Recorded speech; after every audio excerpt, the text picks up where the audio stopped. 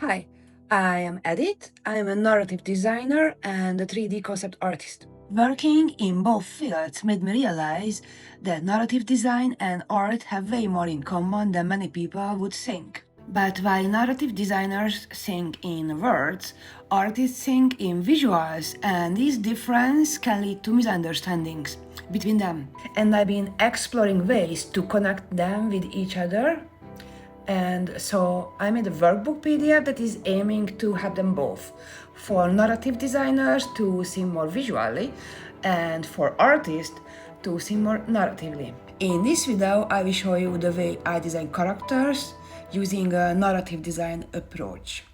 Let's get started.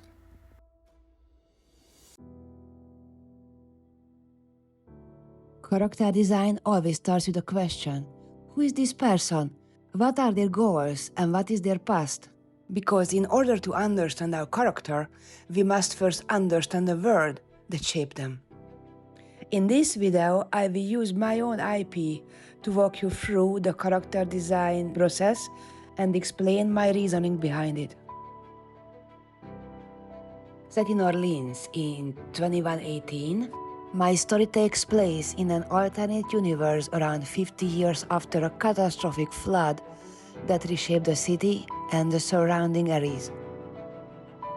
And this is the answer to our first question. What event shaped the world in the past? This is also our first clue to our character. Because if the world changes, the people who live there will change too. Such a long-lasting flood will definitely change the climate and the lives of the people on the long run. Given Louisiana's geographical location, the 2-year flood was most likely the final push needed to permanently transform the city of Orleans into one with a humid, almost tropical climate, which will affect people's fashion sense too, among many other changes, of course. The high humidity changed the clothes people wear. Suspended bridges and floating markets become part of the city. These changes will affect our character too. As someone who lived through that disaster 50 years ago and still alive, would likely be in her 50s or 60s today, and perhaps still glance at the sky anxiously whenever dark clouds gather above her. Let's move over now to our character. What jobs did they have in the past and did it change over time? I designed her as a healer NPC who runs the local herbal store called Solid Sangre. I hope I pronounced the name well, and it means sun and blood in Spanish, and it fits to herbal store, I believe. And given that the name has Spanish origins, we can assume that our character came from a Mexican family. So let's go with this direction. Before the flood, this shop might have been just an ordinary herbal pharmacy, but during the flood it became a place where people came to get help and to survive. And today, it's both a store and a landmark. As the world changes, so must professions, including our characters. And how did the store come into her life? Maybe she lost her family during the flood and was raised by her grandmother who ran the store, a curandera who relied on traditional knowledge. And if the grandmother was a curandera and our character has Mexican roots, then she inherited generations of herbal knowledge and carries a strong spiritual tradition with her. The details emerge from the world history and the character's place in it. We are just discovering them through questions. By the way, I made a 2-part workbook PDF that walks you through the entire process of character design, from past influences to visual translation, in much greater details that I can tell here. Let's continue. Out of shared history grows culture and traditions. It is the beliefs, customs, and rituals of its people.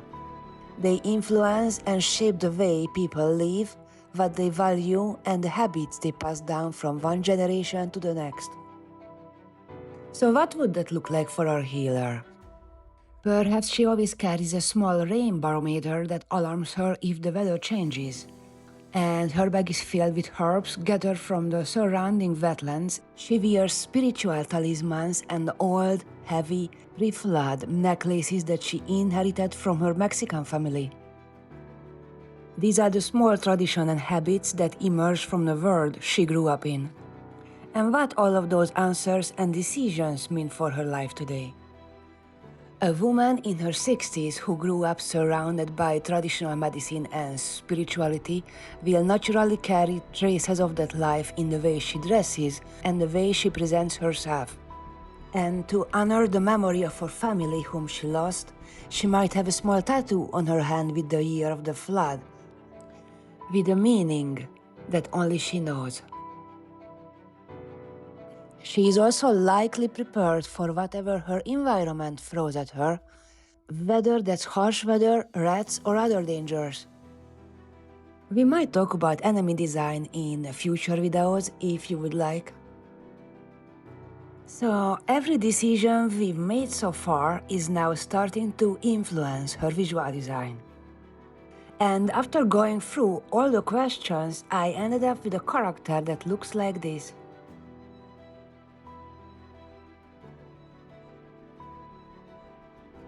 Her face clearly features her Mexican origins. Her hair echoes the style of her curandera grandmother, who raised her and wore her hair the same way. Her jewelry, milagros, and other symbols rooted in Mexican folk tradition honors her family and marks her as a healer. The hand tattoo, the number 2066, in Roman numerals, is a homage to the year the flood began and the year her life changed forever. The loose, open, and layered clothing reflects a lifetime of living in a humid world. The herb she carries in her hands and in her bag represent her past, her present, and her skills. The rain barometer hanging with the keys shows a sense of urgency in a world once dominated by floods. Being alerted for heavy rain is a matter of survival.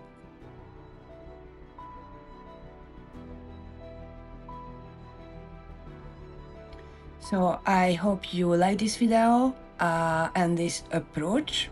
And if you want to use it in your own work, you can find the download links of the workbook in the description below and in the first comment. And please let me know what do you think of it. I'm curious, especially since it's a kind of a experiment at this point, so just let me know.